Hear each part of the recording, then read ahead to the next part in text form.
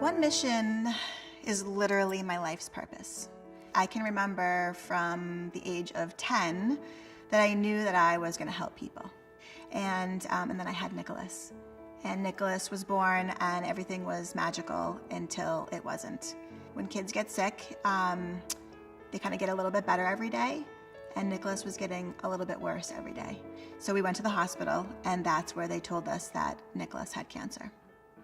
And then we went through treatment, and it was awful. You know, Nicholas almost died twice. You know, it was my own pain and suffering that led me to want to help other people, and my witnessing all of the pain and suffering of the other families. So we got home, and we got our feet on our ground again, and I said, you know, I'm going to start a foundation. And so the first year of One Mission, which was 10 years ago, we had our very first gala, and we raised $250,000. I'm like, all right, we did it. Like, we're helping. I am fulfilling my life's purpose by helping. So Brody, my then 3-year-old, was diagnosed with B-ALL leukemia on June 4th, 2017. In 2016, in May, we thought our youngest daughter, Ava, had a case of strep throat. Within 3 hours of that simple doctor's visit, we were told she had leukemia. We were pretty much like every other family, and until April 12, 2016, and we heard those devastating words, your son has cancer. I want these perfect strangers that the most of them I hardly ever meet to know that there are people out there that care.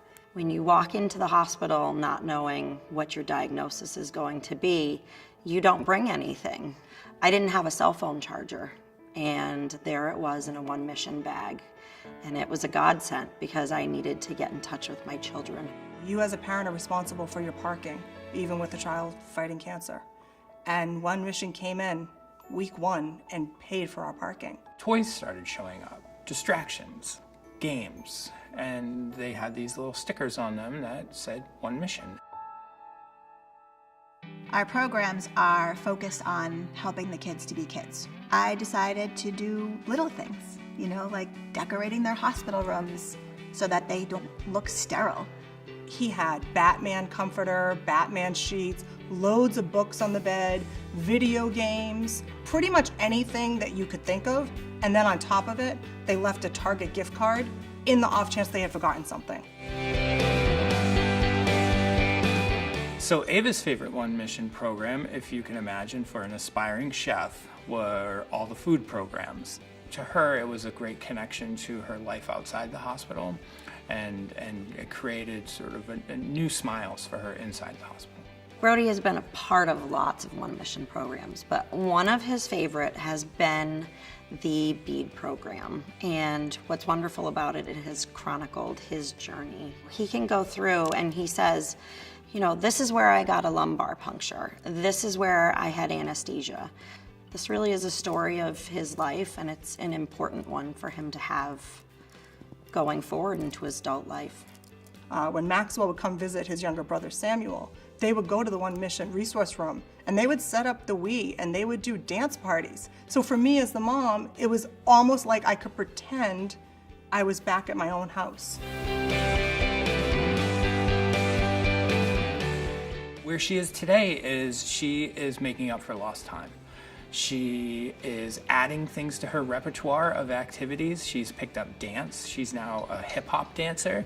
They gave Nicholas a 50-50 shot that he was going to make it 6 months, and he was 7 months old at the time. So now he's 13. We couldn't ask for a better outcome. It feels like family. We feel like we're part of something here. It was the best therapy in the entire world. I don't know how we would have gotten through it without One Mission. As awful as it is as a parent, you have the thoughts. Could this be their last day?